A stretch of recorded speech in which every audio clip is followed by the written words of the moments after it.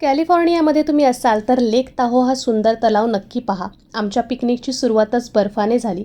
बर्फ दिसताच गाडी साईडला लावून आम्ही चौघंही बर्फात खेळायला निघालो. मम्मी पप्पांनाही सगळीकडे पसरलेला बर्फ पाहून खूप मस्त वाटलं. अमेरिकेत सगळीकडेच बर्फ पडतो असं नाही आहे. आम्ही जिथे राहतो तिथे पाऊस पडतो. मग बर्फात धम्माल करण्यासाठी 2 ते 3 तास दूरवर असलेल्या ठिकाणी जाऊन आपण एन्जॉय करू शकतो. इथून पुढे आम्ही लेक ताहोजवळ गेलो. हा तलाव इतका मोठा आहे की पाहून असं वाटतं, अरे हा तलाव आहे की समुद्र.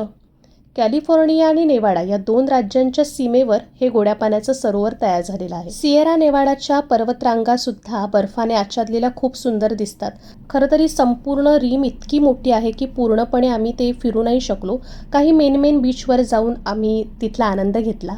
पण प्रत्येक बीचचा व्ह्यू काहीतरी वेगळा आहे, काहीतरी वेगळं आपल्याला त्या ठिकाणी पाहायला मिळतं. इथे आम्ही लंचसाठी थांबलो होतो. घरून पुलाव सकाळी बनवून आणला होता, तो खाल्ला आणि मग तलावाजवळ मस्त फिरलो. छान छान पक्षीसुद्धा आम्हाला इथे बघायला मिळाले आणि मग घरी परतलो. तुम्हाला हा व्हिडिओ कसा वाटला आणि हा लेक ताहो कसा वाटला मला कमेंटमध्ये नक्की कळवा. भेटू अशाच अमेरिकेतल्या नवनवीन गोष्टी घेऊन. तोपर्यंत स्टे ट्यून.